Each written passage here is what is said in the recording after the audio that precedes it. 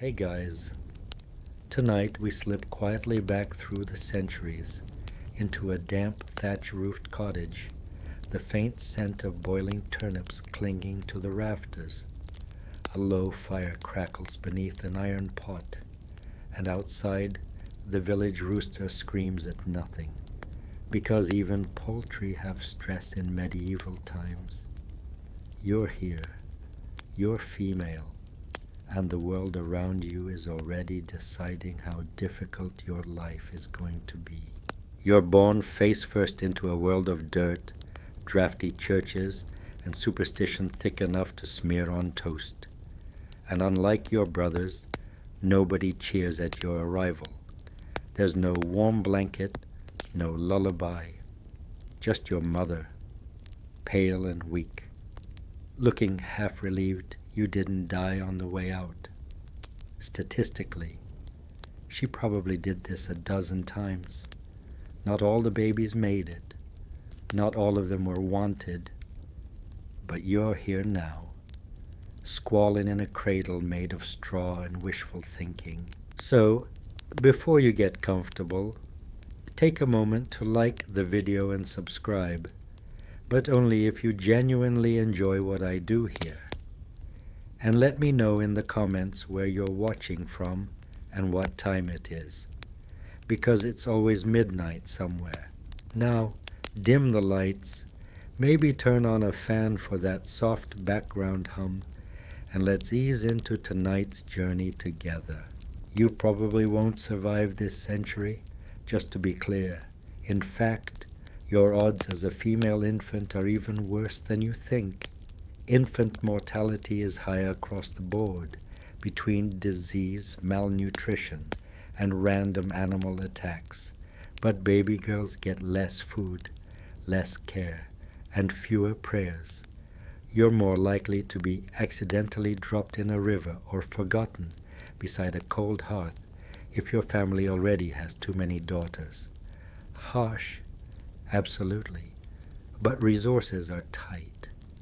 And sons mean survival. Daughters mean dowries.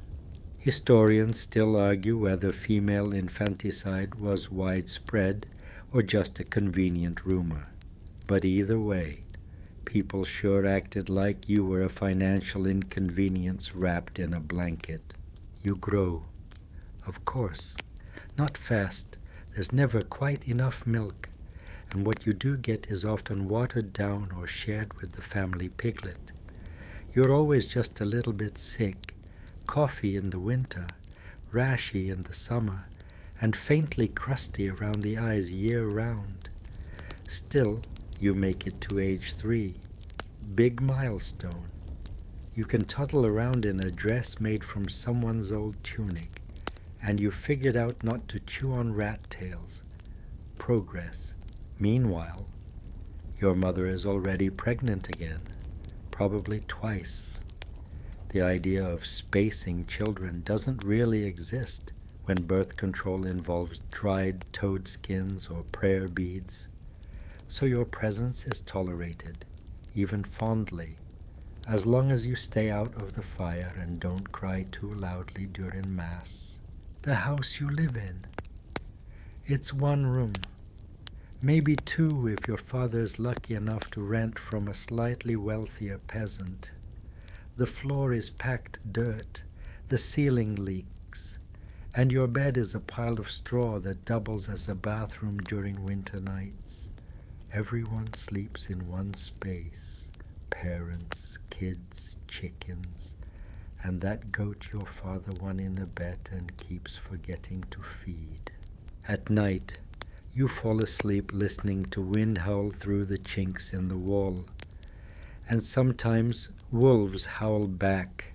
You grip your little rag doll made from old socks and hay and hope that tomorrow the bread doesn't taste like mildew.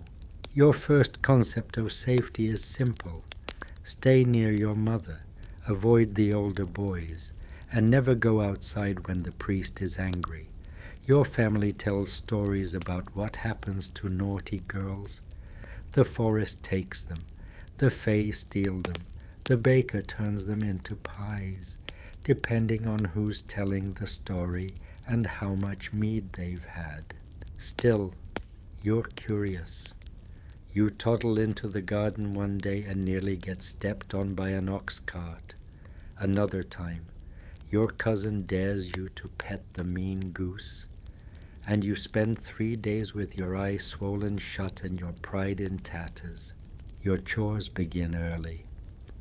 As a girl, you're expected to help out by doing everything except hunting bears and voting, neither of which is really on the table for anyone. You sweep. Even if you are shorter than the broom, you sort lentils, chase chickens, and occasionally get yelled at for not praying hard enough. A fun historical tidbit: some communities believed little girls who misbehaved were possessed by minor demons. You once sneezed 4 times in a row and your aunt made you swallow a blessed pebble. It did nothing but chip your baby tooth. There's no school in your village, unless you count listening to the parish priest mutter Latin to himself and hit kids with a stick. Even if a rare traveling friar sets up a lessons tent, your parents wouldn't send you. What's the point of learning to read when your life's path is already carved in cabbage? You do learn things. Of course, how to gut a fish, how to braid herbs to ward off the bad air, how to recognize a rabid dog by the whites of its eyes. Knowledge passed from mother to daughter, through whispered warnings and tugged sleeves. You memorized the squeaky board near the door, the way the wind moves before a storm, and which neighbors to never turn your back on. One day, you are 5 and find a tooth in the garden, just sitting there. No one asks whose it is. You bury it under a rock for luck. By 7, you've likely survived smallpox, dysentery, at least one bad fall, and your cousin lighting your hair on fire with a lantern. You carry scars like merit badges, one on your hand from the time you grabbed a skillet, one on your leg from running through thistles to escape a shouting uncle. You're tougher than you look, but no one tells you that. Girls aren't praised for being strong. They're warned not to invite attention. Still, your world has moments of softness. Your mother hums while spinning wool. Your baby brother wraps his fingers around yours. The old woman next door gives you a dried plum when your tooth falls out. She says it's for good luck. You believe her. Then someone's cow dies, and the whispers start again. Too many girls in that house, someone says. Might be unnatural.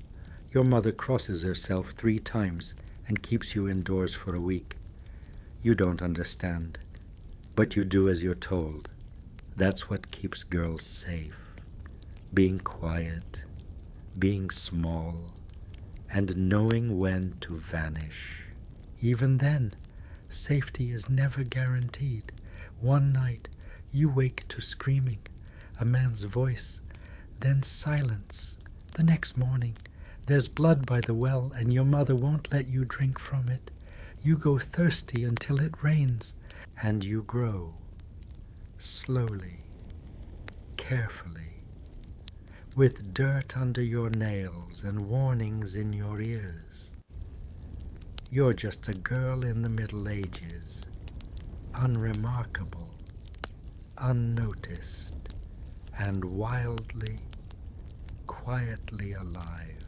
Baptism day arrives, and for a brief, freezing moment, you're the center of attention. You're maybe 8 days old, still wrinkled and smelling faintly of old milk, and the midwife's cousin declares it's time to get your soul scrubbed.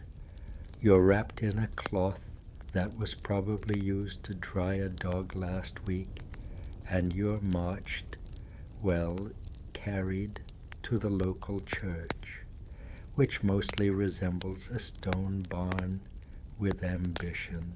Inside, it's damp, cold, and echoey. Candles sputter on crooked wooden beams. The priest is half drunk on sacramental wine and muttering Latin in a dialect no one understands. Least of all you. You're a baby, and all you know is this. You're suddenly being dipped into water that could easily host its own ecosystem, and nobody seems concerned that you're screaming like you've seen the end of the world, which, to be fair, you might have. Baptism in medieval Europe isn't just a nice family event, it's a life or eternal damnation moment. The Church insists on it. Babies who die unbaptized, straight to limbo. Not heaven, not hell, just floating there, permanently rejected from both parties. So they rush the ritual. If you look a bit sickly, you might be dragged to the church the same day you're born, squirming in your mother's arms while the wind tries to blow you back inside the womb. And in some places, like early medieval Spain or parts of the Frankish kingdom, if the priest isn't around, someone else, anyone, might perform an emergency baptism using a bucket of water and the best guess at the holy words. It counts. Sort of. Probably. Historians still argue whether the Church really believed unbaptized babies were doomed to eternal suffering, or if that was just a convenient theological stick to keep peasants obedient. Either way, it gives you your first proper bath, possibly your last for a while. After the ritual, you're handed back cold and wailing, while the priest pats himself on the back for saving yet another soul. Meanwhile, your godparents are appointed, neighbors, cousins, sometimes someone your father owes a favor to, and their official job is to guide your spiritual journey. Their unofficial job is to occasionally drop off bread and maybe remember your name. There's a feast after, nothing fancy. A chunk of bread with some cheese if the cows have been generous. Maybe a little ale, because yes, even the babies get watered down ale. It's safer than the well water, which is teeming with invisible death. You're swaddled and shoved near the hearth while adults talk about your future. Spoiler alert, you don't have much say in it. At this point, your parents start to notice small signs, things they consider omens. Did you sneeze at the wrong time? Did you cry when the priest passed by? Did your right eye twitch when the rooster crowed? All potential warnings that you may not grow up to be the quiet, obedient wife they're hoping for. Your mother ties a bit of red string around your wrist to confuse the devil. Your aunt rubs salt behind your ears. A traveling tinker offers to sell your father a talisman made from pig bone and dried basil that will guarantee her virginity stays intact till marriage. He doesn't buy it, but he thinks about it. You, of course, are mostly just busy discovering your toes. As you grow into a waddling toddler, your spiritual safety becomes a constant concern. The Church's influence is everywhere. You're told that your tiny soul is constantly at risk, not just from devils and witches, but from your own curiosity. Look at the wrong tree. A dryad might curse you. Pick a mushroom. You might be lured into the fairy realm, never to return. Your parents start teaching you prayers you can barely pronounce. Every bump or fever is met with a flurry of Hail Marys and herbal infusions. You don't know what's wrong. You just know you are suddenly not allowed to play in the yard anymore. Here's a weird tidbit. In some medieval towns, If a child fell ill after baptism, the local midwives might blame the baptismal font itself, claiming the priest didn't cleanse it properly. So now there's a ritual to cleanse the baptismal water too. You can't win. And this isn't just folklore from tiny hamlets. Even in major cities like Paris or York, mothers tell their daughters to whisper to their dolls before bed, just in case an old spirit listens better through toys. The line between Christianity and pagan superstition is as blurry as the village pond, and just as full of surprises. Meanwhile, back at home, your survival isn't just spiritual. Physical dangers loom in every corner of your one-room life. You're crawling around the hearth one minute, and the next, your sibling trips over you carrying a jug of boiling something. Burns, bites, and blunt objects are the leading causes of toddler trauma. No one has band-aids. If you're lucky, there's a poultice and a firm belief in St. Agatha's healing powers, and yet people care. They do. Your mother sings to you, even if it's just a hummed tune while mending clothes. Your older cousin braids wildflowers into your hair. Your grandmother mutters protective prayers while handing you stale bread. It's a harsh world, but affection still seeps through the cracks. But at night, always night, the shadows stretch longer. The neighbors speak in hushed tones. A girl in the next village fell ill and never woke up. Some say it was the fever. Others say she was taken. You don't know what that means yet, but it terrifies you. Your family hangs herbs over the doorway and etches crosses into the wooden lintels. These small acts are their insurance policies. They're poor. They're powerless. But if they follow the rules, church rules, village rules, old wives' tales rules, maybe you'll make it to adulthood.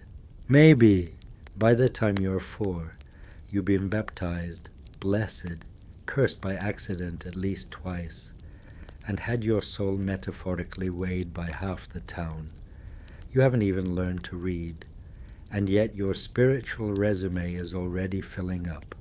You don't realize it, but every adult who looks at you sees both hope and risk. You are the future, if you survive, but you're also a sponge for sin, a magnet for misfortune, and potentially the reason the cow miscarried last week. Sorry about that.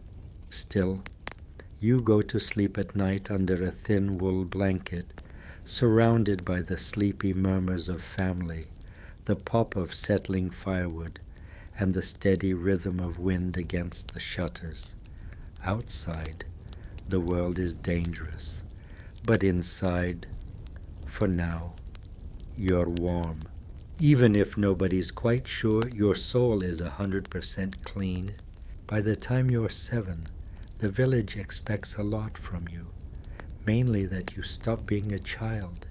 You've got chores now, real ones, not the fun hold the goose kind, but the exhausting knee-deep in mud kind. You trail behind your mother with a basket twice your size, sent out to gather herbs, mushrooms, and anything vaguely edible. Along the way, you recite little rhymes under your breath, half prayer, half protection spell. It's unclear whether you believe in them, but you don't dare not say them. You've also started to notice something else. People treat you differently than the boys. Subtly, at first, then blatantly. A boy trips over a log. Boys will be boys. You trip. Watch your steps. Girl, that's how witches get started. You're told to speak softly, walk neatly, keep your head down. Why? Because you're becoming something, They don't say it out loud, but you catch the looks, the worried glances, the whispered prayers when you wake up with blood from your nose or a too feverish brow. She's changing, someone mutters, and you are. You're growing, which is exactly when the real fears begin, because the older you get, the more you're treated as a liability. Not a daughter, not a child, something more like a spark near dry hay. One misstep, and you could ruin everything.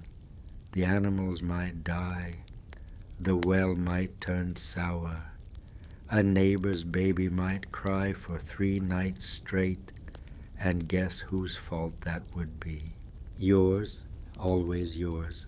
You start learning rules, not the kind you read in books, but the kind passed down by women who whisper them like secrets. Don't comb your hair at night.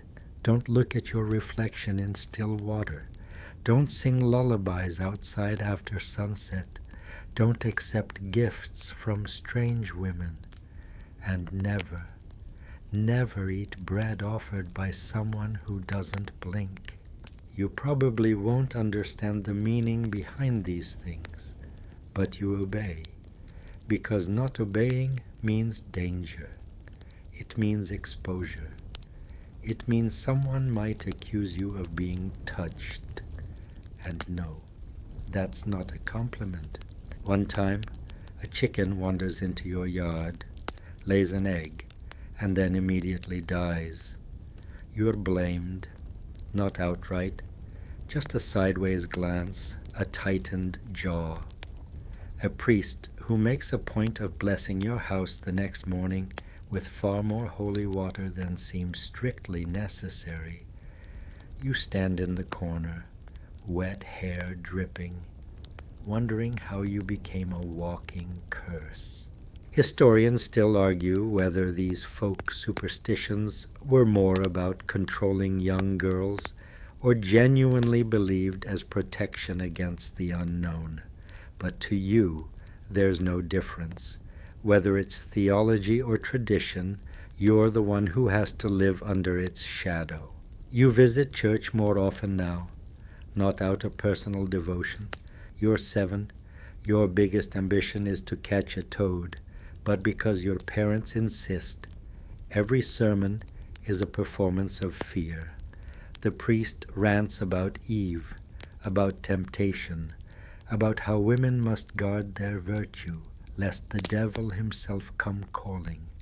You don't even know what virtue is yet, but it sounds fragile, like something you could lose by laughing too loud. After church, you stand with the other girls. The older ones already wear kerchiefs. Modesty, they say, modesty and protection. One girl didn't wear hers last week and twisted her ankle. Coincidence? Nobody thinks so. There's a girl a few years older than you, Marie. She used to be bright, lively, bold. Then one day, she wasn't. Her parents keep her indoors now. People whisper that she was caught talking to shadows. That's code for something, but no one will explain it. You once saw her at the well. She wouldn't look at you. The village has its own way of handling girls who make people nervous. If you act strange, you're either sick, cursed, or mocked. Mocked by what exactly? Again, no one will say. They don't have to. You can feel the fear curling through their silence. Here's something curious. In many parts of medieval Europe, girls were believed to be especially susceptible to demonic possession, not because of anything they did, but because they were weaker, not in body, in spirit. A boy might stray and be forgiven. A girl strays. She's a warning, a lesson, a potential witch. So, you behave. You say your prayers. You cross yourself even when you're not sure why. You try to smile when the priest talks to you, though his breath smells like pickled onions and something darker. You help your mother with the washing. You braid your hair in the safe pattern.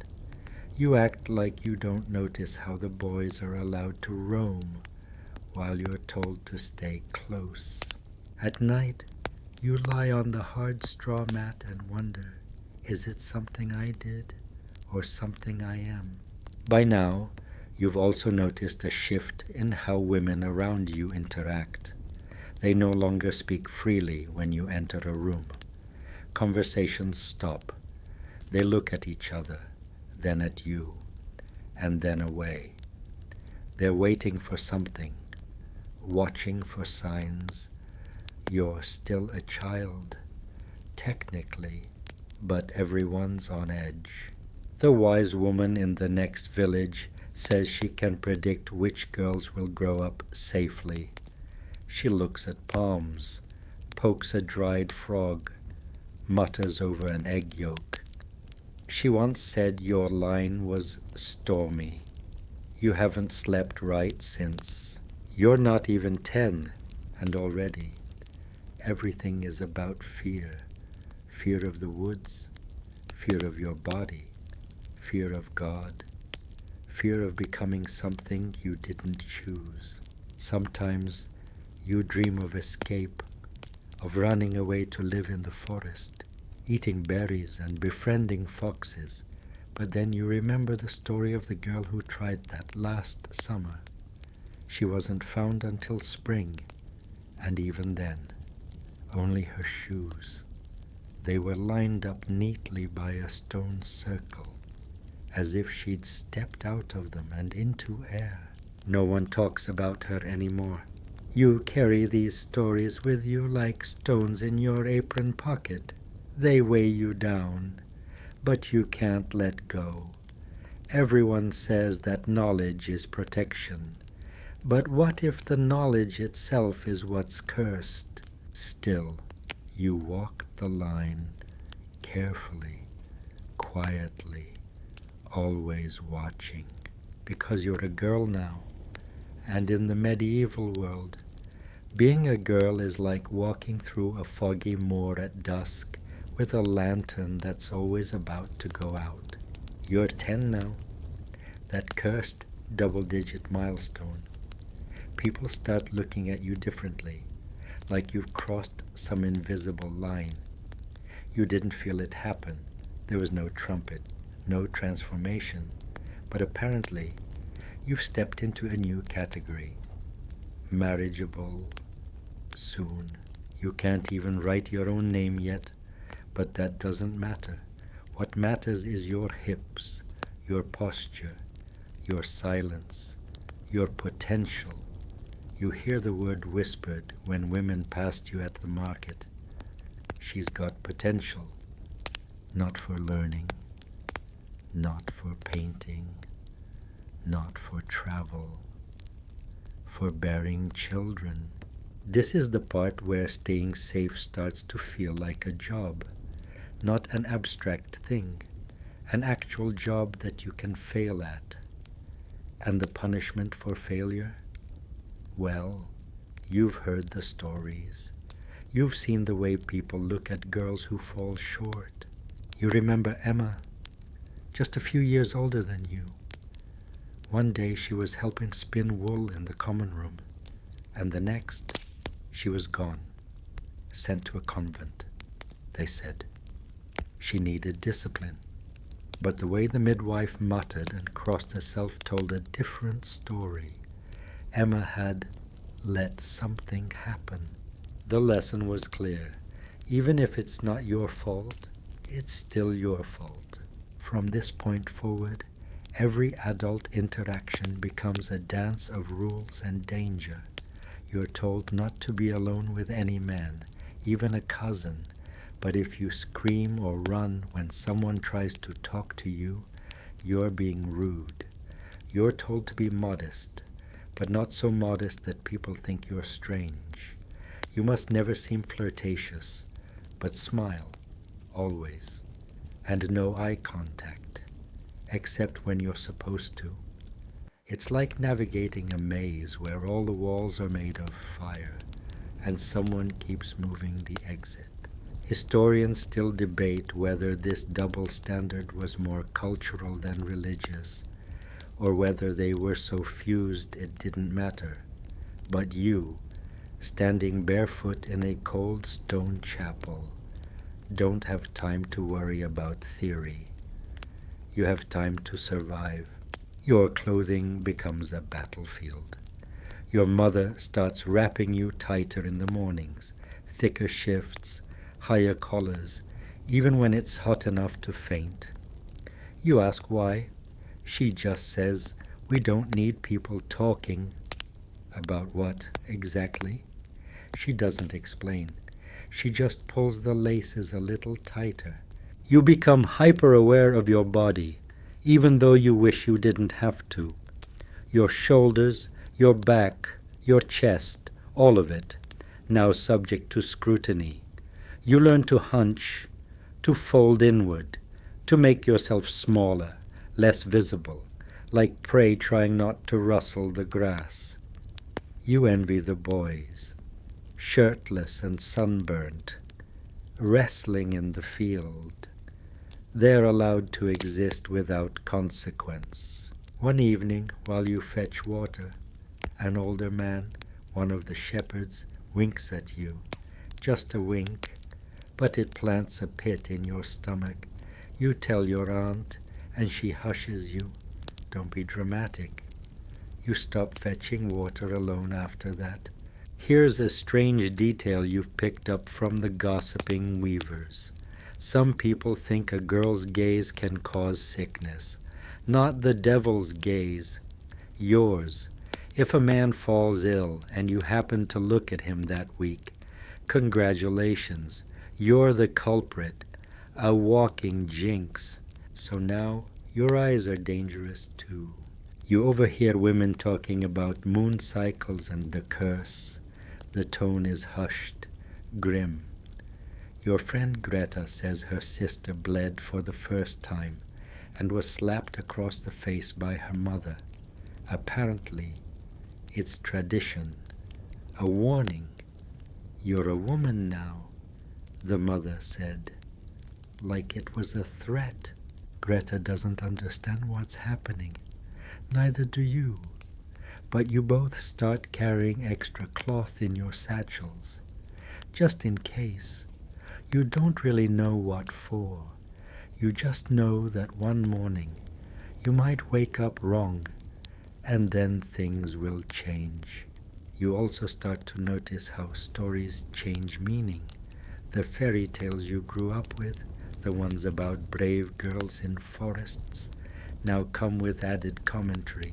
She shouldn't have been walking alone, someone will say. She invited the wolf. Even the wolf becomes less mythical and more metaphorical. He's real. He could be your neighbor, your uncle, your priest. And if he catches you, guess who gets blamed? Your friend Hilda once asked why boys aren't taught to fear so much. The response she got, because they don't have to carry the consequences. You didn't understand it then. Now, it echoes in your mind every time you walk home at dusk. The road from the mill is especially bad. You know the trees there lean too close, and the light disappears before the sky goes dark. You make sure to walk in the middle of the path, shoes scraping the gravel, heart loud in your ears. One time you ran the whole way, got home breathless, pale. Your mother didn't ask why. She just nodded, as if to say, yes, good, you're learning. There are rules you follow without understanding. If you drop a loaf of bread, you kiss it before tossing it. If you hear owls during daylight, you make the sign of the cross. If you dream of drowning, you tell no one. especially not your grandmother. Dreams mean things. Historians still argue whether these practices were rooted in true belief or just inherited habits. But again, you don't care. If there's a rule, you follow it, because rules keep you alive, even when they don't make sense, especially when they don't make sense. And when night falls, you lie still beneath your blanket, listening to the creaks of the beams overhead, the soft hush of mice in the thatch. Somewhere outside, a dog barks, then nothing. You squeeze your eyes shut and pray, not for peace, not for love, just to wake up the same girl tomorrow. Because safety isn't about feeling safe. It's about appearing safe, walking the line, saying the prayers, wearing the right clothes, smiling at the right people, looking down at your feet and hoping no one ever finds a reason to say your name in the same breath as trouble. You're 10 years old and already exhausted. By the time you're 13, you've stopped asking questions out loud. You've learned that curiosity is dangerous, that the wrong inquiry can lead to suspicious glances, whispered warnings, and a swift, invisible mark on your reputation. That's the thing in your world. Once your name is rumored, it doesn't matter whether the story is true. You know girls who've been branded wild just for laughing too loud, others for walking too fast, one even for having red hair that frizzed in the rain. You'd think the plague were gossip itself, how quickly it spreads, how fatally it sticks. And now, puberty has hit with all the subtlety of a catapult. Your body betrays you more every day. You can't hide behind childhood anymore. The shift in your voice, the way the village blacksmith lingers too long when you pass by, it's like your skin glows with the word vulnerable. This is when the real supervision begins. You are rarely left alone. If you are not shadowed by your mother, it's an aunt, a sister, a chaperone of some kind, but not to protect you. No, it's to protect your family name. You're watched like a goat near the edge of a cliff, not for your safety, but because you're considered a walking liability. Historians still argue whether these hyper-strict controls were really about female virtue, or whether they were about property and alliances, because remember, you're more than a person now. You're a future dowry, which brings us to courtship. The delicate art of being chosen, but never choosing. You don't get to flirt, but you are expected to be appealing. You don't get to propose, but you must always be prepared to be proposed to. It's like being on a game board you didn't sign up to play. Let's talk about marriage arrangements. You hear your name mentioned in hushed conversations over barley stew. You're not supposed to listen, but of course you do. Words like worth, fertility, land, and compatibility are tossed around like herbs mixed into the soup, but always with a little sting. You're being measured, compared, prepared for auction without the paddle. Your opinion not required, not even requested. Meanwhile, the pressure to remain safe has never been higher, because one mistake now, one slip, one kiss in the wrong field, one too long glance at the candlemaker's son, and you become damaged goods, not just unfit for marriage, but a source of shame. You learn to use your peripheral vision constantly. You note who's watching. You memorize the sound of different footsteps. You instinctively avoid closed doors and linger near open thresholds, just in case, just always. And then comes your first bleeding. No one really prepares you for it. You just wake up with cramps and red-streaked linen and the dull, inevitable understanding that your world has now tilted. Your mother doesn't comfort you. She hands you a cloth bundle and says, "Be quiet about it."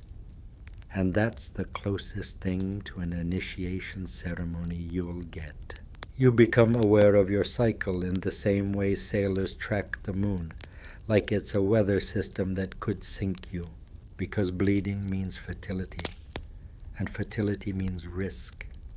You've entered a phase of life where everything you do, eat, walk, sneeze, might now carry consequences you didn't choose. If you're assaulted and become pregnant, no one will ask if it was your fault. They'll just want to know who will marry you now. Your safety? That was a luxury of childhood.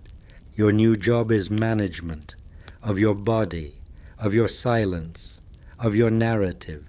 The church doesn't help much. You go every week, of course, but the sermons are full of warnings. Women are still being compared to Eve, still being blamed for the fall. It's not subtle, either. The priest mentions temptation, and every female head lowers.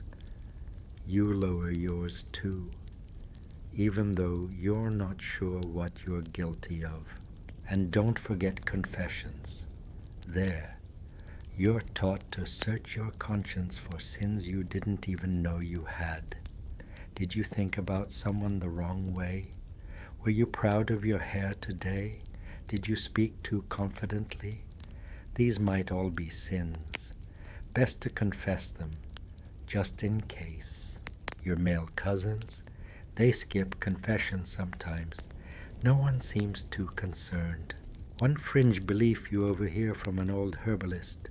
Some say women's blood during menstruation can sour milk and ruin crops. You laugh at first, thinking it's just a joke, but then you hear it again and again. Soon, you're terrified of helping in the dairy during those days. If a churn goes wrong, it's your fault, even if no one knows you're bleeding. You walk a world of invisible landmines. Even the act of walking itself is complicated. You must avoid straying too far from town. Forests are full of real dangers. Yes, wolves, thieves, witches, if you believe the rumors. But what's worse is that if you survive a forest walk and return, people will ask why you were out there to begin with. Were you up to something? You start planning your routes like a soldier. Fastest path, most witnesses, least exposure, most believable story. Just going to the baker, you practice your explanation in your head, just in case. Sometimes, when you sneak a glance at the river, you imagine a different life. You picture sailing away, wearing trousers, choosing where to go, being safe not because you're protected, but because you're free. But the image flickers. It's not for people like you. One afternoon, you overhear a group of women talking about a girl named Anne. She was attacked in the next village over. The details are vague, and you don't want to know them. But what sticks with you is how they discuss her. Her skirts were always too short. She walked like she wanted attention. Her mother let her run wild. You hear no anger toward the man who hurt her, only disdain for Anne. The consensus is not that she was wronged. It's that she wasn't careful enough, and your stomach twists because you realize no one will ever protect you from harm. They'll only protect themselves from your reputation. Historians still debate how much of this was formal teaching versus informal culture, but you don't need a textbook to know the truth. The danger isn't always knives or wolves or war. It's silence. It's what isn't said. It's the shrug, the blame shifting, the stories people choose to tell or not tell. At 13, you understand now. Staying safe isn't just hard. It's practically impossible. You sleep less soundly these days. Every creak in the dark could be a mouse or a man or a message from something divine. You lie on your straw pallet, arms crossed over your chest, and wonder if you'll make it to 14 without slipping up. Because you're not allowed to make mistakes. You're only allowed to disappear quietly if you do.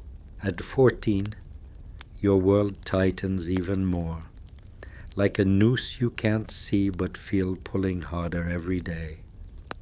The village whispers grow louder, sometimes in your ears, sometimes in your dreams. You find yourself counting the hours until daylight, wishing the sun would just slow down its arc across the sky. The nights aren't safer either. Shadows lengthen. Footsteps echo in your mind. Your days become a series of small, tense decisions. Which path to take home, how to respond to the butcher's son's smile, whether to meet the baker's wife or avoid her gaze. You move like a ghost in a house full of noise, invisible and trying to stay that way. You've heard that 14 is the ideal age to marry. That's when your parents will likely start making formal arrangements. Your thoughts drift to marriage like clouds drifting across a restless sky, sometimes light and hopeful, sometimes dark and threatening. The reality is that marriage isn't freedom. It's a contract, a transaction, a cage disguised as a home. And yet, even marriage offers no guarantee of safety. You've heard the stories of women married young who vanished behind closed doors, their cries swallowed by stone walls and silence. Some were beaten, some locked away, some left to wither in loneliness. The law is murky at best. A husband's authority over his wife is nearly absolute, and women's voices often go unheard, or worse, dismissed. You start practicing the art of saying nothing. You master the delicate nod, the carefully blank expression, the polite but distant smile. This is your shield, one that won't keep harm away, but might deflect suspicion. You recall the curious case of the widow's curse, a local superstition claiming that a woman whose husband dies young will bring misfortune to the village unless she wears a red ribbon on her wrist. Some laugh it off as nonsense, but others take it seriously enough to avoid widows altogether, leaving them isolated. It's another way your safety is tied to your reputation, to stories told about you whether you are present or not. Historians still debate how pervasive these superstitions truly were, but their impact on real lives was undeniable. On the streets, you see how women's movements are closely monitored. A young woman walking alone in the marketplace draws curious and sometimes hostile attention.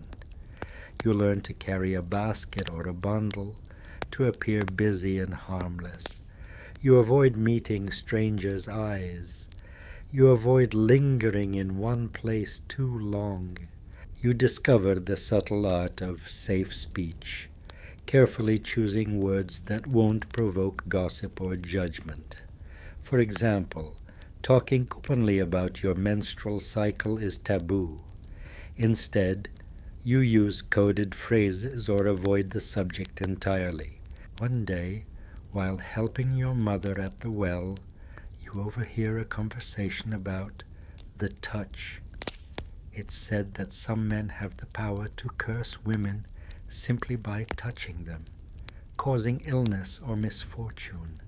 You laugh nervously, but the fear lingers. You glance down at your hands, wondering if they carry any invisible threat. Your body feels like a battleground where superstition, fear, and control converge. You're becoming an expert at reading people's intentions, at detecting the thin line between kindness and danger. Even your closest friends become sources of anxiety because trust is fragile in a world where words can wound deeper than swords. Sometimes you wonder if the very idea of safety is an illusion, a comforting myth told to lull girls into compliance. Because no matter how careful you are, accidents happen, rumors spread, and blame lands squarely on your shoulders. You recall the tale of a noble woman who was accused of witchcraft simply because she spoke her mind. Her punishment was exile, a fate worse than death for a woman in these times. You begin to understand that silence is not just expected, it is demanded. As the days grow longer and the seasons shift, you brace yourself for the inevitable changes ahead. You know that your body and your future are no longer your own, that the precarious balance between protection and vulnerability will only grow more fragile. You breathe in the scent of fresh bread and damp earth, the smells that root you to this place, even as your spirit yearns to escape. You whisper a silent prayer, not for rescue, but for strength, because at 14, that's all you can hope for. By 15, you have become a master of invisibility, or at least you try to be. Your body moves through the village like a shadow, passing over the cobblestones, seen, but not truly noticed. The less attention you draw, the safer you feel.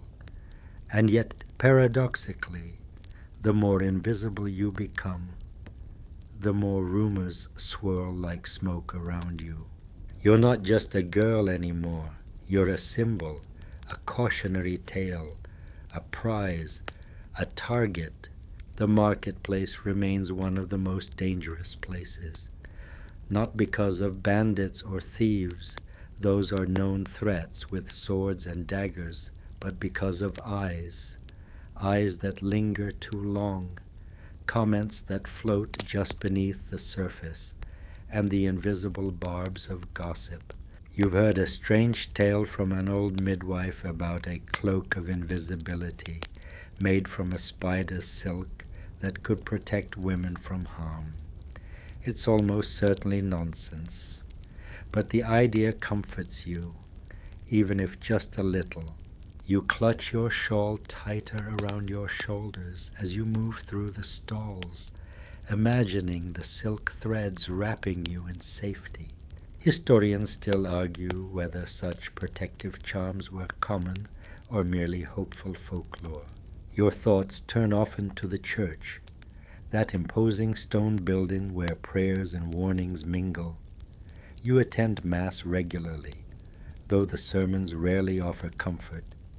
Instead, they remind you that women must remain humble, obedient, and chaste. The word virtue echoes in every chant, but what it really means is compliance. You remember the story of a young woman named Marjorie, who defied these expectations by refusing to marry the man chosen for her. She became an outcast, accused of witchcraft and madness, her name whispered in fear for years afterward. You learn quickly that stepping outside the lines isn't just dangerous, it's nearly impossible to recover from. Despite this, friendships with other girls become lifelines. You share secret glances, hushed conversations behind garden hedges, and stolen moments of laughter. These are brief respites from the constant pressure, small rebellions against the world that tries to cage you. You begin to understand the importance of alliances among women, whether it's the midwife who quietly supports you during your first bleeding, or the widow who offers a knowing smile. These connections are vital, yet even among women, trust is complicated. There's always a risk that a friend might become a foe, whether out of fear, jealousy, or survival. You overhear gossip about a merchant's daughter who was kidnapped and sold to a distant lord. The tale chills you, not just because of the danger, but because no one speaks of rescue, only of loss. Your body remains a battleground. You've learned to mask pain, to hide bruises, to avoid questions. Even the simplest injury could spark dangerous speculation. A black eye might be explained away as a fall, but what if the story isn't believed? At 15, your world is a careful choreography of silence and subtlety. Every word, every gesture is measured, every moment is a test. You begin to dream of escape, not just from the village, but from the expectations that bind you. Sometimes at night, you imagine slipping away into the forest, the moonlight guiding you toward freedom. But you know the forest has teeth too. Wolves are real, and so are men who lurk in the shadows. And so you remain, waiting, hoping, praying. Historians still debate how much freedom medieval girls actually had. But one thing is certain. For you, safety feels like a distant shore, shimmering but unreachable. You close your eyes and try to imagine what it would feel like to live without fear. For now, it remains a dream. At 16, your life narrows even further, like the beam of a lantern focusing on a single thread of your existence. You have come to know that safety isn't about armor or weapons. It's about avoidance, about blending into the backdrop of everyday life so thoroughly that no one notices if you stumble or if you're in danger. The most frequent dangers aren't wild beasts or bandits. No, the peril lies in the familiar faces, the trusted neighbors, the men whose smiles hide intentions as sharp as daggers. You've learned this the hard way. The danger closest to home is often the most deadly. You notice the way your father watches you, a mix of pride and possession. His eyes track your every movement, not out of love, but ownership. Your body is his property until the day he hands it over to a husband. Marriage looms like a specter. You hear the whispered negotiations, the counting of silver coins and promises made by your family. You are not included in these discussions. Your opinion is irrelevant. You brace yourself for the day when your name will be spoken like a transaction. Meanwhile, you hear about women who have tried to escape these fates, running away, joining convents, or seeking protection under powerful men. Their stories are mixed with both admiration and warning. One young woman named Isabel fled to a nunnery, only to be forcibly dragged back by her family. She vanished afterward, her fate a mystery. You realize that options are limited, and that safety often means submission. There are days when the tension feels unbearable. You catch yourself flinching at sudden noises, shrinking away from casual touches. Every glance from a man is a question you dare not answer. You hear an odd belief whispered among some women, that wearing certain herbs could ward off evil spirits or unwanted attention. You try carrying rosemary or lavender in your pocket, though you're unsure if it helps or if it's just another superstition. Historians still argue about how much power these charms actually held, or if they were simply comfort for those with little control. You become acutely aware of how closely your physical appearance is monitored.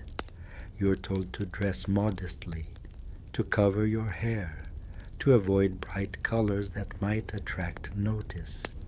Yet, you also know that too plain a look can invite suspicion of poverty or worse. Balancing visibility and invisibility is a daily struggle. The market remains a minefield. You've perfected your quick walks, your side glances, your polite but distant nods.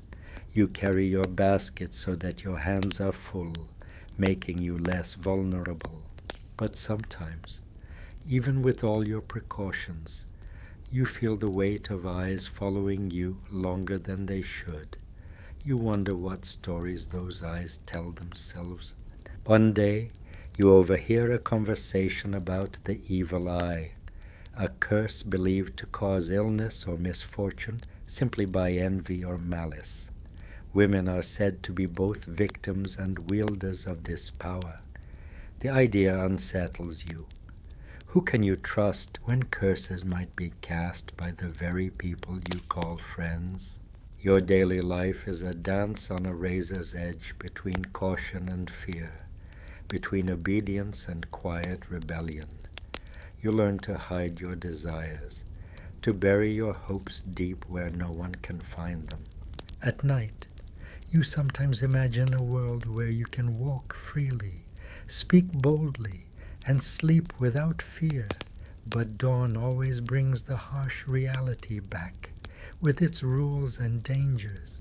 At 16, you live in a fragile balance between childhood and womanhood, between safety and risk, between silence and the yearning to be heard. You wonder how many others share your secret fears, and how many will survive this delicate tightrope. At 17, the boundaries of your world have shrunk to the size of a well-trodden path between home, church, and market. Each step is weighed with the knowledge that danger often comes disguised in everyday life. You start noticing patterns, the subtle ways men's behaviors change when no one else is watching, the whispered conversations that stop when you approach, the lingering glances that turn into something heavier, more threatening. You've become hyper-aware of your body as both shield and target. The way you hold yourself can invite or repel attention, and you learn that there's no perfect balance, only survival tactics. You avoid certain streets after dusk, prefer the company of other women, and clutch your belongings tightly. Every sound, the scrape of a boot, the clatter of a dropped basket, raises your pulse. At the same time, you hear stories of women who dared to fight back, who refused to be silenced or subdued. There's the tale of Lady Eleanor, who confronted her abuser and rallied the village against him. Her courage is legendary, but her fate is debated. Some say she was celebrated, others that she vanished mysteriously soon after. Historians still argue whether women like Eleanor were truly empowered or simply exceptions that proved the rule. Your thoughts often drift to marriage, the looming contract you have little control over. You hear about marriages arranged not for love, but for land, alliances, or settling debts. The bride is rarely asked, her desires ignored. You realize that marriage can mean safety, but it can also mean entrapment. You remember a conversation with a fellow girl who confessed she wished she could choose her own path, but feared the consequences if she did. Fear is a constant companion, shaping your choices more than hope or desire. You learn about the maiden's cloak, a symbolic garment worn during weddings that supposedly protects brides from evil spirits. Some say it's just tradition. Others believe it carries real magic. You wonder if such symbols offer any real comfort or just a fleeting sense of control in a chaotic world. The Church continues to preach obedience, with sermons warning of the dangers of female independence. Women who defy norms are labeled witches or sinners, and their fates are often grim. Your days are punctuated by small acts of resistance, a hidden smile, a secret letter, a moment alone by the river where you can dream freely. Yet, with each act comes risk. The stakes are high, and the penalties are harsh. You begin to understand the complex web of social expectations, religious dictates, and personal fears that keep women like you tethered. Safety feels like a fragile thread, easily broken by a careless word or unwanted touch. Still, you cling to moments of quiet joy, a bird's song at dawn, the warmth of sunlight on your skin, the laughter shared with a trusted friend. At 17, you are caught between worlds, learning the harsh lessons of survival while nurturing the fragile hope of freedom. You know the path ahead is uncertain, but you walk it one careful step at a time. By 18, your existence has become a series of calculated moves within a maze of invisible threats. The village feels smaller, as if the walls are closing in, and the future, once a distant horizon, now looms close with an unpredictable weight.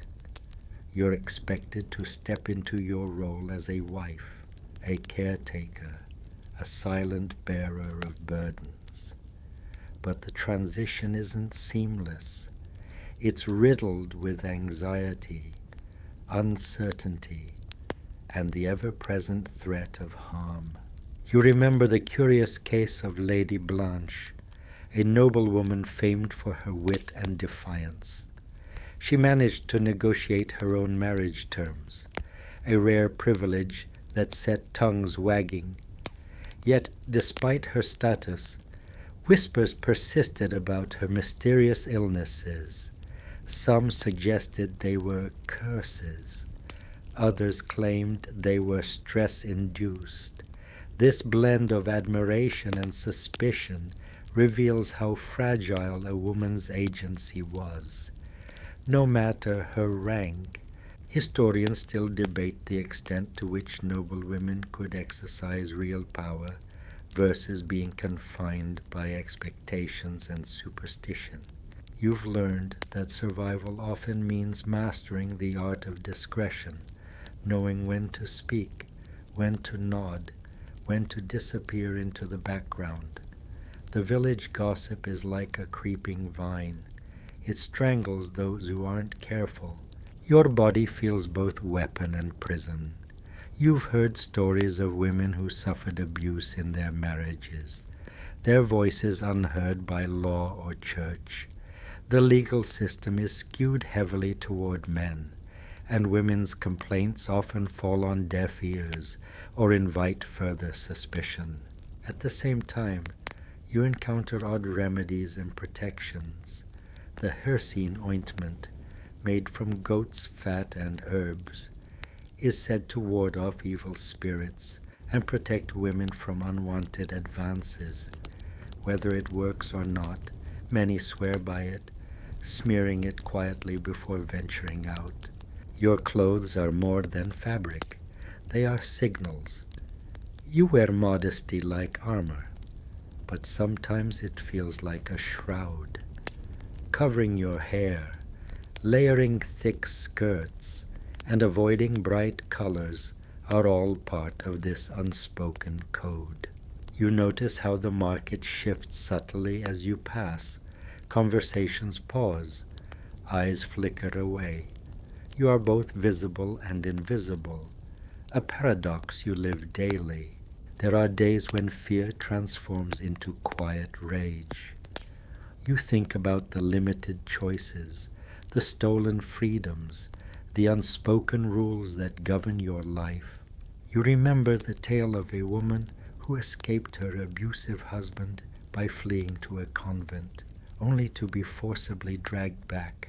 Her story ends in silence, a haunting reminder of the risks of defiance. You start to understand that the most powerful safety lies in alliances, among women, with trusted neighbors, and even with those few men who respect boundaries. You find comfort in small rituals, lighting a candle at dusk, sharing a whispered prayer, or simply breathing deeply under a star-filled sky. At 18, you stand at a crossroads. The world demands your compliance, but your heart whispers of something else: freedom, dignity, maybe even love. You don't know what the future holds, but you've learned one vital truth. Safety is never guaranteed. It must be claimed, protected, and sometimes fought for. And in this uncertain balance, you keep moving forward. At 19, your life is a tightrope walk across a chasm of expectations and threats, and you carry the weight of both past lessons and future fears with every step. The village's rhythms continue, but beneath the surface hums a constant tension. You've learned that the appearance of safety is often just a thin veil stretched over deep vulnerabilities. You recall the story of Isolde, a peasant woman who gained local fame for her cunning and resourcefulness. She managed to protect her family from marauding soldiers by bartering and using her sharp wit. Yet, despite her success, her reputation remained fragile, shadowed by suspicion that she used unnatural means, a common accusation against women who dared to defy norms. Historians still debate whether women like Isolde were truly empowered survivors or victims of harsh social labeling. Your world continues to revolve around managing appearances and maintaining alliances. You learn to read subtle signs, tone shifts in conversation, changes in body language, the sudden absence of friendly faces. These cues warn of danger before it arrives. Your body has become both armor and liability. You wear your scars invisibly, hidden beneath layers of fabric and silence. The slightest injury, the faintest bruise, can spark rumors that spread like wildfire, endangering not just you but your family. You've come to understand the powerful role of gossip, a double-edged sword wielded by women and men alike. It can protect or destroy, build community or isolate individuals. At the same time, you hear about unusual safety measures, women carrying small knives hidden beneath their skirts, or using salt and iron to ward off malevolent spirits. Some swear by these traditions, others dismiss them as superstition. Still, you can't help but wonder if belief itself provides a kind of shield. You remain keenly aware of marriage's looming shadow. You hear more about dowries and contracts, about how your worth is weighed in goods and gold. Love is rarely part of the equation. You think of the young bride whose story spread like wildfire, promised to a cruel lord. She vanished on the wedding night. Some say she ran away, others whisper darker possibilities. Your daily routine is punctuated by small acts of defiance, reading forbidden texts, learning from older women's stories, or daring to dream of a life beyond the village. The Church's sermons continue to emphasize obedience, chastity, and submission, warning of the dangers of female independence. Yet you glimpse cracks in this narrative, moments when women lead prayers, heal wounds, or quietly challenge authority. You begin to see that survival depends not just on avoiding harm, but on cultivating resilience, mental, emotional, and sometimes physical. At 19, you realize that safety is a complex mosaic, pieced together from knowledge, community, faith, and courage. You are part of a long line of women who have walked this path before you, each step echoing with their hopes and fears, and as the sun sets, you prepare for another night in this fragile, precarious world. At 20, you stand on the edge of womanhood fully realized, with all its complicated burdens and flickering freedoms.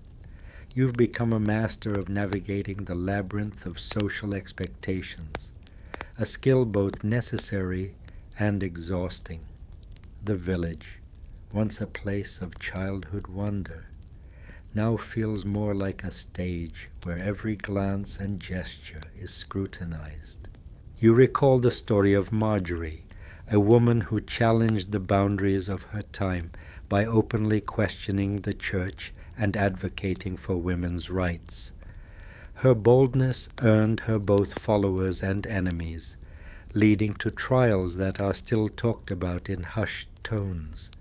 Marjorie's life is a puzzle historians continue to dissect.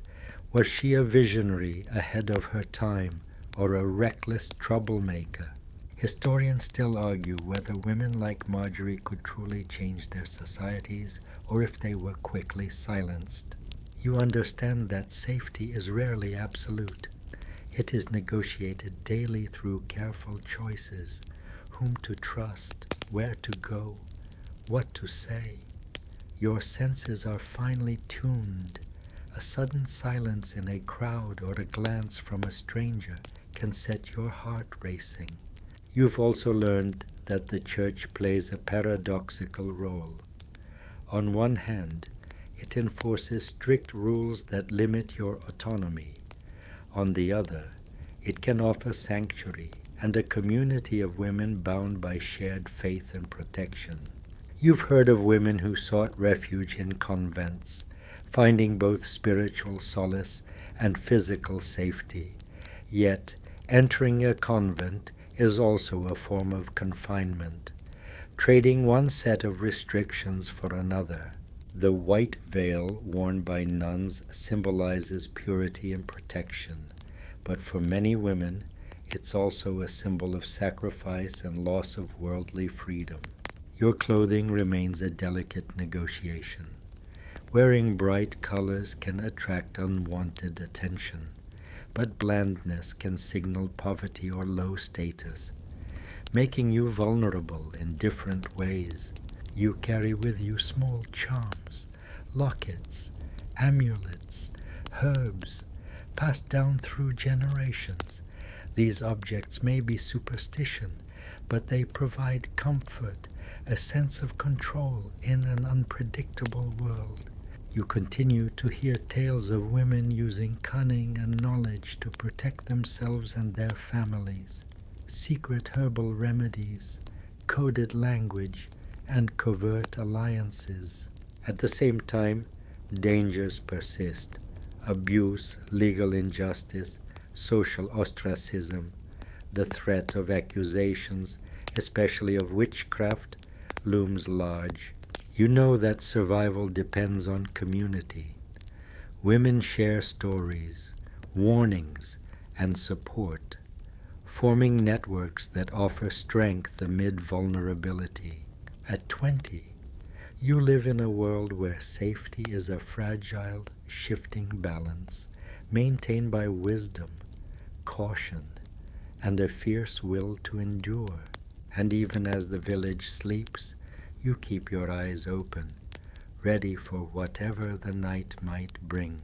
By 21, you've become an expert at reading the invisible codes that govern your life, a subtle language of glances, silences, and gestures that can mean the difference between safety and danger. Your world is a delicate dance of power and vulnerability, and every move must be measured. You remember the tale of Sibylla, a woman accused of witchcraft for her knowledge of healing herbs. Her fate is one of the many that haunt village lore. Some say she was executed. Others whisper she escaped into the forest, living as a wise woman beyond reach. Her story is emblematic of the thin line between respected healer and feared outcast. Historians still debate the real reasons behind witchcraft accusations. Were they genuine fears, social control, or jealousy masked as superstition? You notice how fear shapes daily life, the fear of violence, of abandonment, of being misunderstood. You've learned that women often rely on each other for protection, sharing advice on which paths to avoid and how to spot danger before it arrives. Your body feels like a battleground. You've seen the consequences of defiance. Women punished for speaking out, for seeking independence, for breaking silent codes. Yet there's an undeniable strength in your resilience, a quiet rebellion that pulses beneath the surface. The church's influence remains strong, shaping not just laws but personal beliefs. Sermons about sin and virtue echo in your mind, sometimes comforting, sometimes constricting. You hear stories of women who found power within religious orders, becoming leaders and advisors, while others were condemned for stepping outside accepted roles. You keep close a small charm made from iron and salt, believed to ward off evil spirits and harmful intentions, whether it works or not. The ritual of carrying it offers a sense of control amid uncertainty. Marriage looms large, a societal expectation often met with resignation. You hear whispers of secret love affairs, forbidden and fraught with danger, hinting at desires that clash with duty. Your clothing tells a story. The fabric, the cut, the colors all send messages. You dress to blend in, but sometimes to stand out subtly, signaling your status or alliances. You think often of the future, the possibilities that stretch beyond your village, beyond your role. Some women have escaped to cities, finding new freedoms and dangers. Others have chosen cloisters, trading one kind of confinement for another. Safety is a patchwork of knowledge, trust, superstition, and courage. You have learned to weave it carefully, knowing it can unravel at any moment. At 21, you carry the wisdom of many women before you, those who survived, those who fought, and those whose voices were lost to history. And as night falls, you prepare yourself to face another day in this fragile world. At 22, you find yourself more aware than ever of the fine line between survival and peril in this precarious medieval world. Your days have grown into a pattern of vigilance and quiet endurance, each moment laden with the unspoken rules that dictate your safety. You recall the curious story of Agnes, a village midwife famed not only for her skill, but also for her ability to predict storms and illnesses with uncanny accuracy. Some villagers believe she had a direct line to the supernatural, a blessing and a curse, When neighbors' children fell ill, many sought her out, but others looked at her with suspicion, fearing the power she wielded. Historians still argue whether such women were respected healers or marginalized figures blamed for misfortune. Your knowledge of herbs and simple remedies has grown, passed down from older women and learned through trial. These skills are precious, not only for physical health, but for the subtle protection they can offer. A poultice might heal a wound, while a carefully prepared charm could deter unwanted attention. The Church remains a towering influence, its teachings shaping attitudes toward women's roles, bodies, and behavior. You've seen how women both fear and rely on the sanctuary it provides, even as its dogma limits their freedom. You carry with you the heavy weight of expectations, marriage, motherhood, obedience, but also a flicker of personal agency in small acts of resistance. A stolen moment with a trusted friend, a whispered secret, a hidden smile. You are acutely aware of how clothing and appearance function as both armor and signal. Modesty is mandated, yet the right adornment might suggest your family's wealth or your own wit. You've heard more whispered stories of women who used cunning and courage to protect themselves, escaping abusive husbands, negotiating better dowries, or finding refuge in convents. Yet, danger is never far. Accusations of witchcraft, gossip, or simple bad luck can unravel safety in an instant.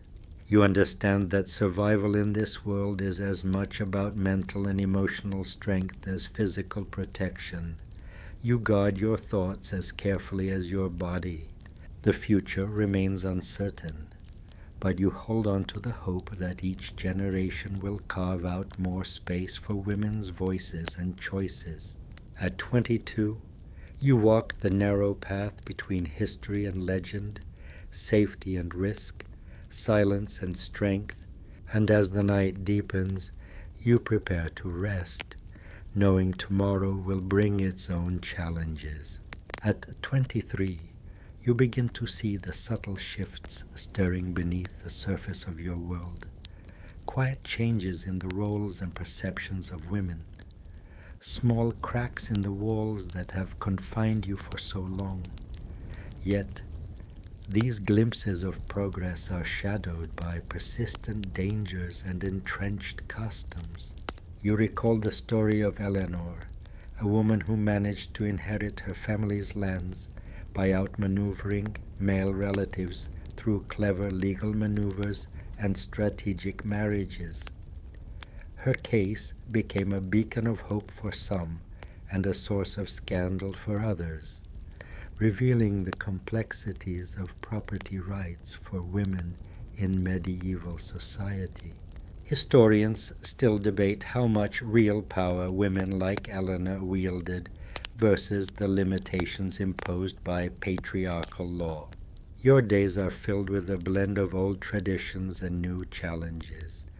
You navigate social expectations with practiced grace, knowing when to assert yourself and when to yield. The village remains a web of alliances, rivalries, and whispered warnings. You've become adept at using knowledge as a shield, knowing which herbs can soothe, which words can placate, which actions can deflect suspicion. The Church's influence is undeniable, but you notice some women quietly questioning its teachings, seeking spiritual fulfillment outside prescribed roles. Your clothing reflects this delicate balance, practical yet modest, signaling your place while allowing subtle expression. You've heard of secret gatherings where women share stories, recipes, and news, a quiet rebellion of community and knowledge.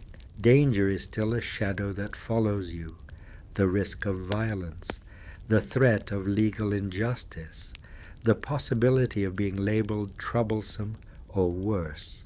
You hold tight to small acts of defiance, learning, teaching, supporting others that keep your spirit alive. The future feels both daunting and full of possibility. You understand that change is slow and often dangerous, but it is happening, bit by bit. At 23, you are both a product of your time and a quiet force pushing against its boundaries. As night falls, you draw strength from the stories of women who came before and those who will come after. You close your eyes, ready for whatever tomorrow may bring. At 24, the weight of your existence feels heavier, yet somehow more manageable. A paradox of growing understanding amid unyielding constraints. You recognize the intricate web of power, fear, and survival woven into every interaction, every choice, every quiet moment. You think of Matilda, who, despite being widowed young, successfully ran her late husband's estate, negotiating with neighboring lords and tenants. Her story is rare but telling, a woman stepping into roles traditionally reserved for men, challenging assumptions about capability and gender. Historians still argue how typical such examples were, and whether they represented genuine shifts or exceptions to the rule. Your daily life is a continuous balancing act, weaving safety nets through relationships, faith, and knowledge. You've learned that silence is sometimes the sharpest tool. Saying less can prevent trouble, but it can also isolate you. The Church's teachings continue to shape your worldview, emphasizing humility and obedience. Yet you find moments of personal faith that empower rather than diminish. You carefully curate your appearance, knowing that your clothes and demeanor communicate your social standing and intentions. Even small details, a brooch, a color, a fabric, can send signals understood by your community. You've grown adept at reading gossip, the village's invisible currency. It can be weaponized, but it also serves as an early warning system. You hear whispers of women who have defied norms, whether through secret education, unusual professions, or acts of courage.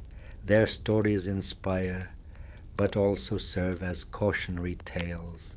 You understand that safety is not just physical, but emotional and social, maintained through careful navigation of complex social hierarchies.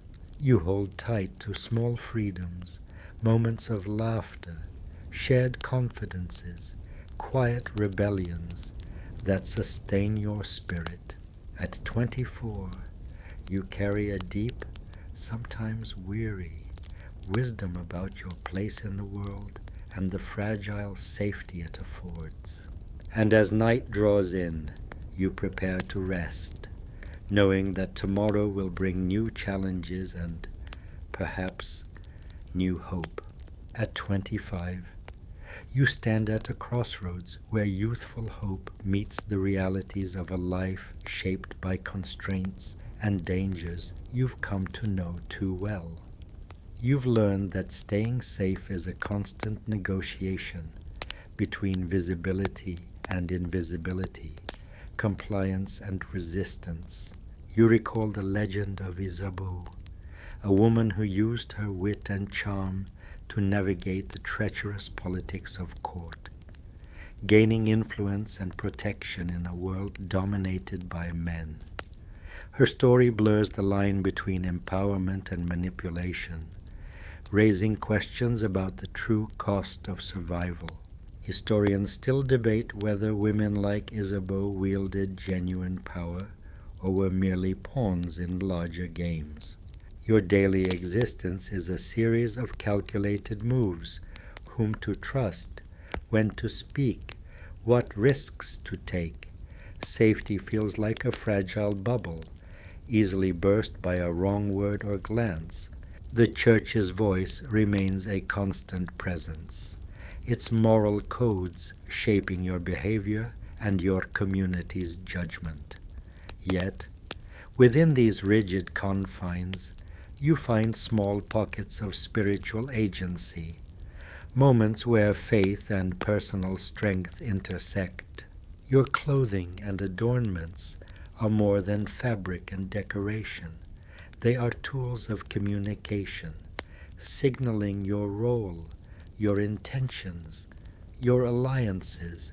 You hear more stories of women who defied expectations, becoming healers, merchants, or even warriors, challenging the narrative of passive victimhood.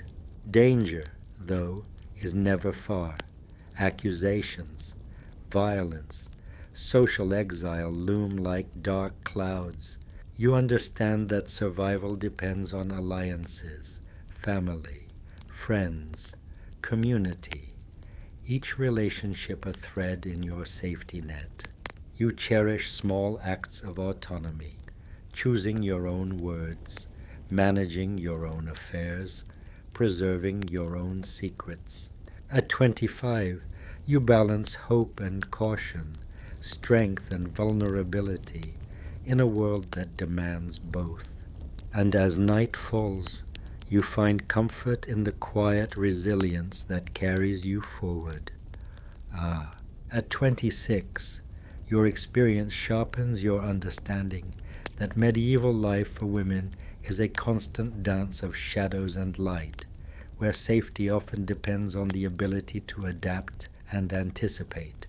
Each day, you navigate the intricate maze of social expectations, laws, and superstitions that shape your existence. You remember the story of Joan, not the warrior, but a merchant's wife who managed a bustling trade business while her husband was away at war. Her ability to handle negotiations and protect her family's assets challenges the stereotype of women as mere homemakers. Historians still argue whether such examples were common or exceptions buoyed by unusual circumstances. You've become keenly aware that knowledge is power, knowing which voices to trust, when to assert yourself, and how to blend strength with discretion can mean survival. The Church's role in your life is complex. It offers sanctuary and moral guidance, but also reinforces limits on your autonomy. You've witnessed women who find spiritual leadership roles, quietly expanding their influence within accepted frameworks. Clothing continues to serve as a language. Every hem and hue conveys messages about your status, respectability, and intentions. Dressing correctly is both protection and performance. You hear rumors of secret female networks, groups that meet to share wisdom, provide support, and protect one another from gossip, violence, or worse. You remain vigilant against threats, accusations of witchcraft, abuse, and social marginalization. These dangers lurk in the shadows, but also in plain sight. Your daily rituals, herbal remedies, prayer, community gatherings are anchors amid uncertainty, providing both comfort and safety. At 26, you carry the legacy of countless women before you, their stories a testament to resilience and courage. As night descends, you draw on this strength, ready to face whatever the dawn may bring. At 27, you begin to see how the past and present intertwine in the ongoing struggle for women's safety. You've come to understand that survival is a layered experience, shaped by laws, customs, personal relationships, and the shifting tides of power. You think of Marjorie, a traveling preacher who defied conventions by speaking openly in public and challenging church authorities. Her story is a beacon of defiance, but also a cautionary tale of the risks women faced when stepping beyond prescribed roles. Historians still debate whether such figures represented genuine social change or were isolated acts of rebellion quickly suppressed. Your days involve balancing visibility with discretion, choosing when to blend into the background and when to assert yourself. Trust is a precious commodity, carefully guarded. The Church's influence permeates your world, offering both comfort and constraint.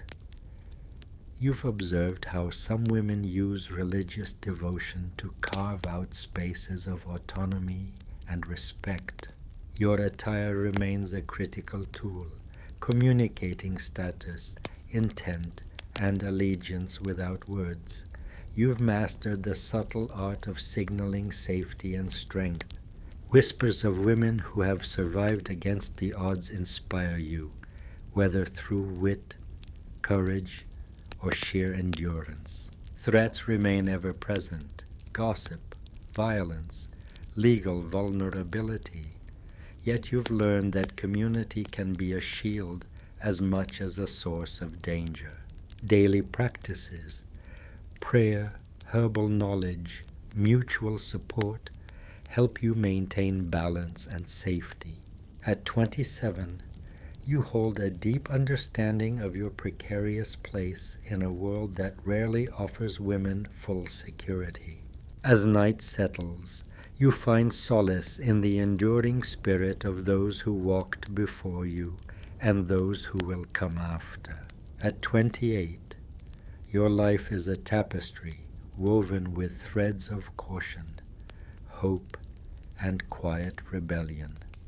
You've come to realize that safety in medieval times is never guaranteed, always contingent on the unpredictable whims of fortune, power, and community. You recall the tale of Isabel, a woman who managed to save her village from famine by organizing food stores and bartering with merchants, stepping beyond traditional roles to become a leader in crisis. Her actions were both praised and questioned, highlighting the tension between necessity and accepted norms. Historians still argue how frequently women were able to step into such leadership roles and how much resistance they faced. You navigate a world where knowledge is your greatest ally, knowing who to trust, when to speak, and how to use the limited resources at your disposal to protect yourself and your loved ones.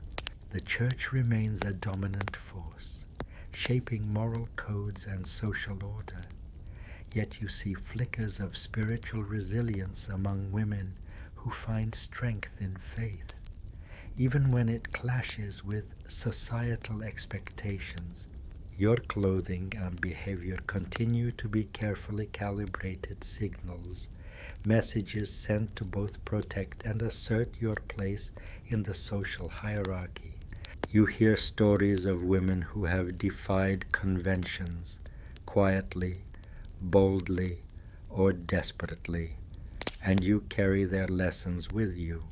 Danger lurks constantly, from domestic violence to legal persecution, from gossip to physical threats, yet you've built networks of support that offer some measure of safety. Your rituals, whether prayers, charms, or shared confidences, are lifelines that steady you in uncertain times.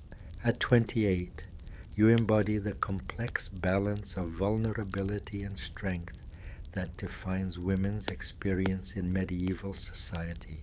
As night falls, you prepare for rest, drawing on the strength of the past and hope for the future. At 29, the cumulative weight of your experiences settles around you like a heavy cloak, both a burden and a testament to your endurance. You've navigated a world where safety was fragile, often dictated by forces beyond your control. Yet you've carved out spaces of agency, however small. You remember the tale of Sybil, a woman accused of witchcraft, but ultimately spared through the intervention of her community, highlighting the precarious line between fear and protection that defined so many women's lives. Historians still debate the true nature and extent of witchcraft accusations, and whether they reflected broader anxieties about women's roles and power. Your daily existence is marked by an acute awareness of risk, but also by resilience and adaptability. You've learned to read the signs, to anticipate danger, and to lean on alliances forged in trust and necessity. The Church's presence remains a constant, shaping the moral landscape you inhabit, even as you find moments of personal faith that sustain you beyond institutional doctrine. Your appearance continues to communicate your identity, modest yet expressive, cautious yet confident. You've heard countless stories of women who, like you, have balanced survival with subtle acts of defiance, maintaining dignity and hope in a world often hostile to their safety. Threats persist, but you carry the wisdom of generations and the strength of community as your shield. Your rituals, whether herbal remedies, prayers, or shared stories, remain vital to your sense of security and belonging. At 29, you embody the complex, layered reality of medieval womanhood, vulnerable but fierce, constrained but creative, silenced but resilient. And as the final night of this journey deepens, you close your eyes with the quiet knowledge that, though the world you lived in was often harsh, your story is part of a larger tapestry of endurance and hope. Now, as the night wraps around you like a soft, familiar blanket, let the weight of the day slowly lift from your shoulders. You've walked through centuries of stories, woven with danger and resilience, silence and strength. The echoes of the past fade gently, replaced by the steady rhythm of your own breathing. Remember that while the medieval world was a place of peril for many women, it was also a realm where courage blossomed in the quietest moments, in whispered prayers, in stolen smiles, in the steady hands of those who cared for others. Rest now in the gentle hum of the night, safe within your own space, carried by the enduring spirit of those who came before. Let their stories lull you to sleep and carry their strength with you into tomorrow. Sleep well and sweet dreams.